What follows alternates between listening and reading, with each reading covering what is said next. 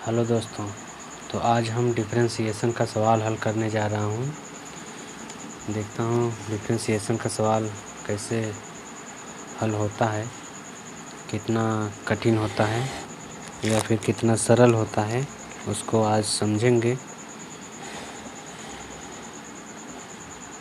तो पहले हम सवाल को पढ़ लेते हैं कौन सा है। तो आज हम इसको करने वाले हैं, ये वाला, ये find the angle sustained by a circular arc of radius 6 cm and length pi cm at its center in radian and degree। ठीक है दोस्तों, ये कह रहा है इसकी जो रेडियस है इस रिंग की, वो उसकी रेडियस 6 सेंटीमीटर है एंड उसका जो लेंथ है, सर्कुलर लेंथ, वह पाई सेंटीमीटर है। ठीक है, तो इसका यह एंगल जो है रेडियन में पूछ रहा है और डिग्री में भी पूछ रहा है कितना होगा, रेडियन में कितना होगा एंगल और डिग्री में कितना होगा। तो हम पहले इसी को देख लेते हैं। ये जो हमारा पहला सवाल है, ये जो कह रहा है, ये पहला वाला जो हमारा पहला सवाल है, इसी को लिख लेते हैं। ये जो पहले आर्क हम बना लेंगे एक, ये बन गया। इसका जो रेडियस है वो 6 सेंटीमीटर है। ठीक है, 6 सेंटीमीटर लिख लिया। और जो इसका सर्कुलर लेंथ है, ये वाली लेंथ, अर्थात इस पॉइंट से अगर हम ऐसे चलें यहाँ तक आने में, यहाँ से मैंने चला है, इस पॉइंट पर पुनः आने में कितना है, पाई सेंटीमीटर। ठीक है, पाई सेंटीमीटर है। ठीक है, ये लेंथ। तो हमारा जो फार्मूला होता है वो ये होता है, थीटा बराबर चाप बटे त्रिज्या होता है ना, तो वही हम लिख लेंगे, लेंथ बटे रेडियस, आर्क बटे रेडियस। तो हमारा जो लेंथ है, वो दिया है लेंथ पाई सेंटीमीटर, तो हम इसको लिख लेंगे पाई सेंटीमीटर यहाँ पर, थीटा बराबर, इसको लिख लेंगे पाई सेंटीमीटर। जो हमारा रेडियस है, यहाँ पर रेडियस हमारा 6 सेंटीमीटर दिया है, तो यहाँ पर हम 6 सेंटीमीटर लिख लेंगे। हमारा सेंटीमीटर कैंसिल आउट हो जाएगा और हमारा जो एंगल बचा वो हो गया पाई/6 रेडियन, इसे हम रेडियन कहेंगे। ठीक है, ये रेडियन में आ गया। अब हमारा डिग्री में पूछा है, तो इसी को हम और फर्दर और सरल कर देंगे। तो पाई को 180 लिखते हैं, तो 180 लिख लिया और 6 से डिवाइड कर देंगे तो 30 डिग्री आएगा। तो हमारा जो एंगल आ गया वो डिग्री में 30 डिग्री आएगा। ठीक है, तो हमारा ये पहला सवाल हल हो गया। अब हम दूसरे सवाल को हल करेंगे। Find the value of sine 105 degree. तो हमारा जो दूसरे का ए नंबर है,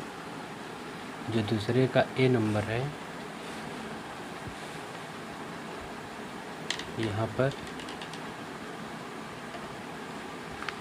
पर जो हमारा दूसरे का ए नंबर है उसको देख लेंगे।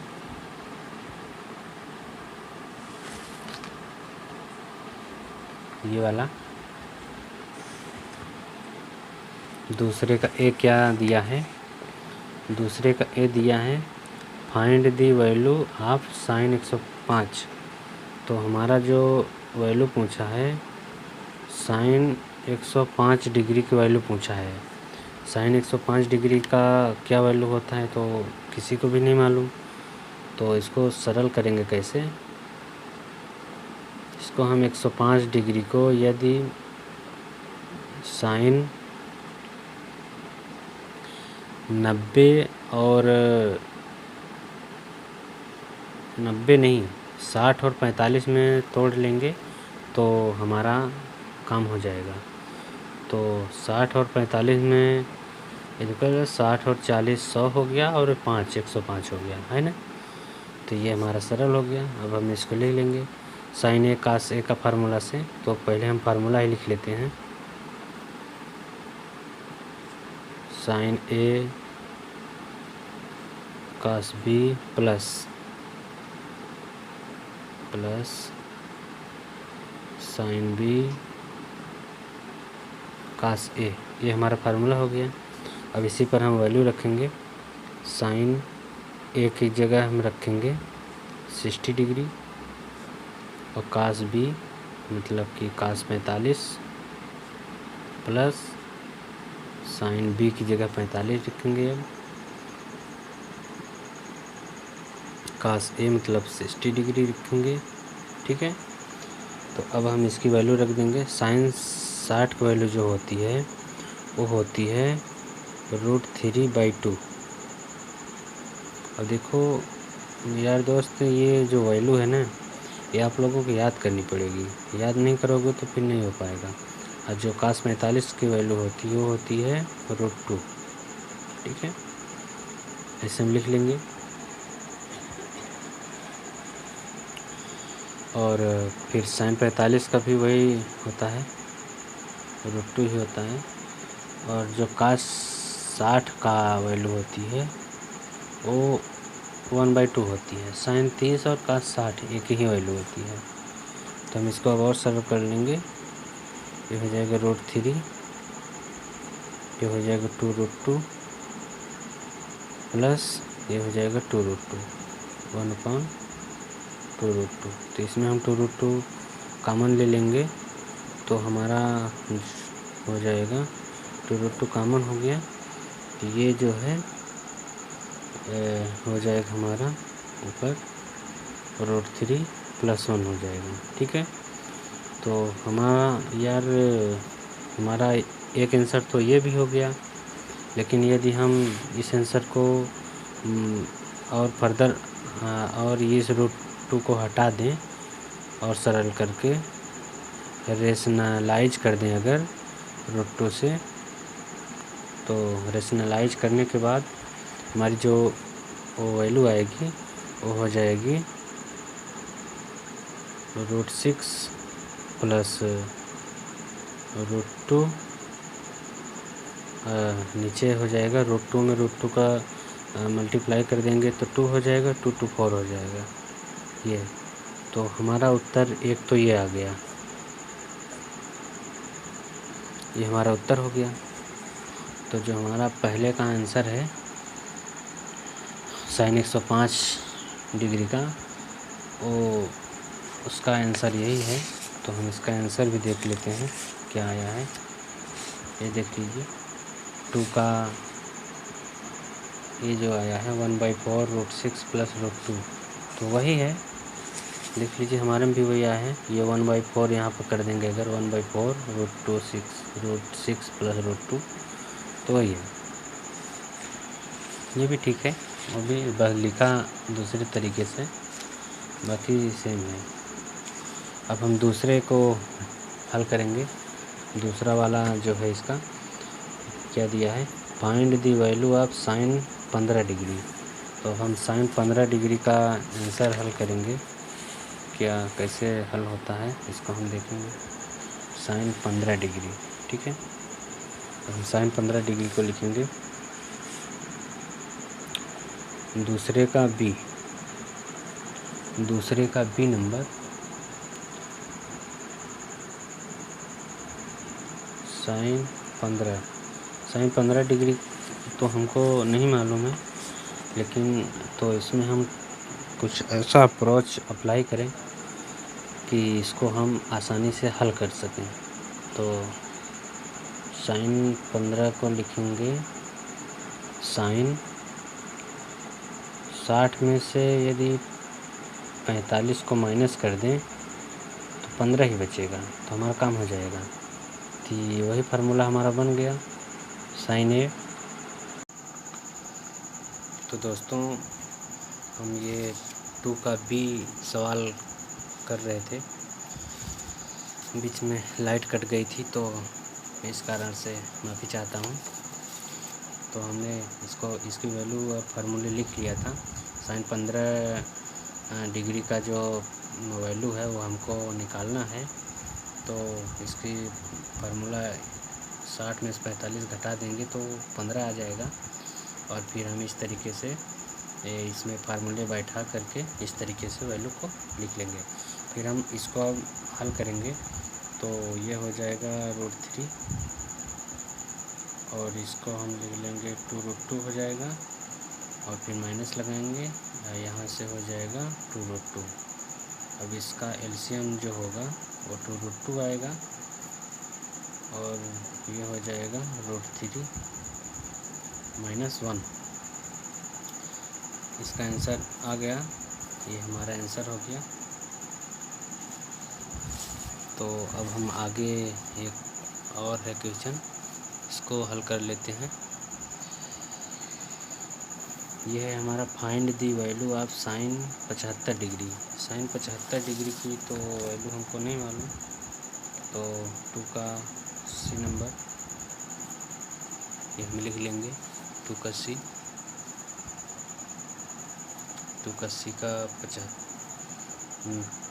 जो sin 75 डिग्री की वैल्यू पूछा है उसको हमें निकालना है। तो लिख लेंगे sin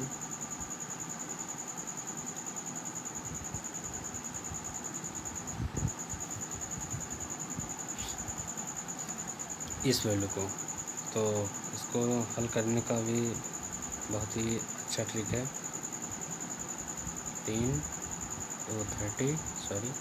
30 प्लस 45 डिग्री को मिला लेंगे तो 75 डिग्री हो जाएगा। ठीक है, तो हम इसकी वैल्यू को निकाल लेंगे फार्मूले बैठा करके। तो फार्मूले हम नहीं लिखते हैं क्योंकि फार्मूले लिख चुका हूँ ऑलरेडी पहले से ही। तो अब हम लिख लेंगे sin 30 cos 45 और प्लस करके लिख लेंगे sin 45 cos 30। ठीक है, sin 30 की वैल्यू जो होती है 1/2 होती है और cos 45 की वैल्यू 1/2 होती है। ठीक है, तो ये हमने लिख लिया है। और फिर प्लस sin 45 की भी वैल्यू √2 होती है इंटू ये cos 30 की वैल्यू होती है sin 60 की वैल्यू √3/2। ये हो जाएगा 1/2√2 प्लस √3/2√2। तो ये 2√2 एलसीएम हो गया, ये हो गया हमारा 1 + √3। ठीक है दोस्तों, ये हमारा उत्तर हो गया, इसका यही उत्तर बनेगा। ये इसका उत्तर हो गया। अब हम आगे हल कर लेते हैं, देख लेते हैं कौन सा। अब ये दिया है differentiate the following with respect to x। x के रिस्पेक्ट में हमको अब इन सबको डिफरेंशिएट करना है, इन सबको। तो हम डिफरेंशिएट करेंगे। पहले का डिफरेंशिएशन जो है तीसरे का जो a है 9, इसको हम डिफरेंशिएट करें इसमें x के इसमें। तो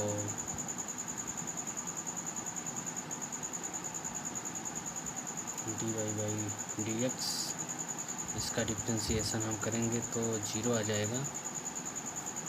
ठीक है, ये हमारा हल हो गया। और फिर b को हम b जो दिया है y/9 और इसमें y बराबर जो दिया है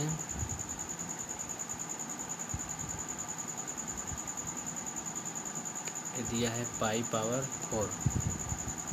इसका डिफरेंशिएशन जो होगा इसका भी 0 होगा ठीक है। और ये अब सी नंबर हम लिख लेते हैं 2 की पावर क्यूब, तो ये y बराबर दिया है, तो ये dy/dx इसका लिखेंगे, इसका भी 0 हो जाएगा, ठीक है। तो अब हम d को करते हैं x² + 5, इसका जो डिफ्रेंशिएशन है dy/dx, x² का को डिफ्रेंशिएट करेंगे तो 2x हो जाएगा, और +5 को डिफ्रेंशिएट करेंगे तो ये 0 हो जाएगा। तो इसका जो उत्तर आएगा वो 2x आएगा। ये हमारा उत्तर हो गया। ई नंबर क्या है, x + 5 -1/2, तो x + 5 तो -1/2 इसको हमको डिफ्रेंशिएट करना है dy/dx, तो इसका जो डिफ्रेंशिएशन होगा वो ये होगा -1/2 x + 5 -1/2 -1, और x को डिफ्रेंशिएट करेंगे x के ही रिस्पेक्ट में, तो इसको जो वैल्यू आएगी 1 आएगी, और +5 को डिफ्रेंशिएट करेंगे तो 0 आएगी, ठीक है। तो हमारा जो आंसर हो गया फाइनली ये हो गया x + 5, इसको हल कर लेंगे तो ये हो जाएगा 2 -3/2 हो जाएगा, ठीक है। ये हमारा उत्तर हो गया, ये हमारा उत्तर हो गया इसका।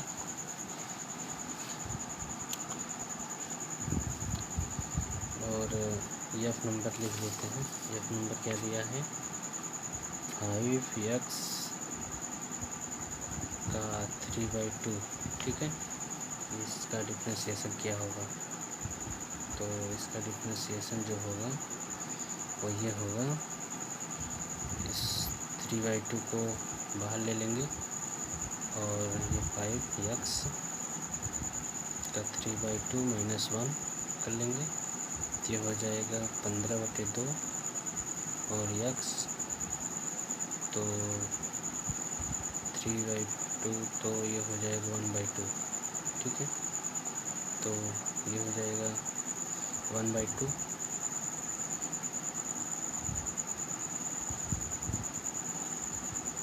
तो इसका उत्तर ये हो गया, इसका डिफ्रेंशिएशन का ये उत्तर हो गया, ठीक है।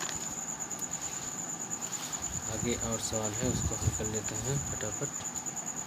यह है जी नंबर, तो ये जो जी नंबर है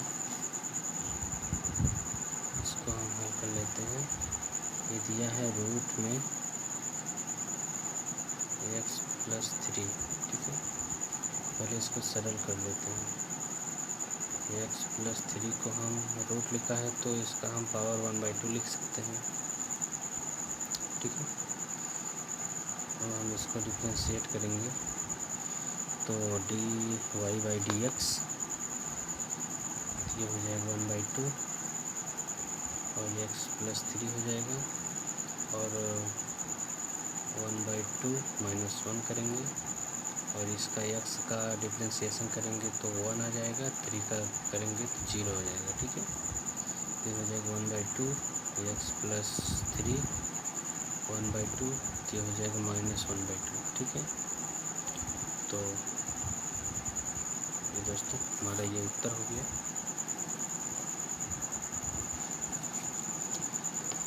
अब हम एक और है लास्ट, ये कर लेते हैं 2x²